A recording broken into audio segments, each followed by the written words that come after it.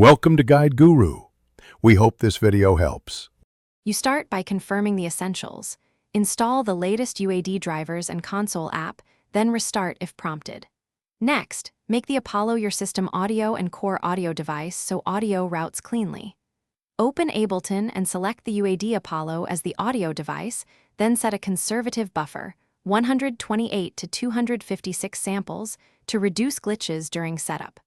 Once done, enable input and output channels in Ableton's audio preferences, so tracks can receive signal from console and return to the master. Now you route inputs and prepare low-latency monitoring. Create an audio track in Ableton and choose the Apollo physical input or console's virtual channels as the track's input. This determines where the audio comes from. Then either enable monitor in or record arm the track to hear the signal. To use UAD plugins with near-zero latency, monitor through the console app or engage Apollo's onboard DSP. This keeps plugin processing off the DAW's buffer. Make sure tracks aren't double monitored. Disable Ableton's monitoring if console handles it. Finish by recording and returning audio correctly.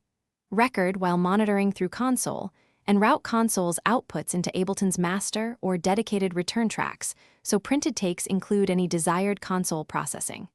If you're combining interfaces, create an aggregate device carefully and ensure a single clock source to avoid drift.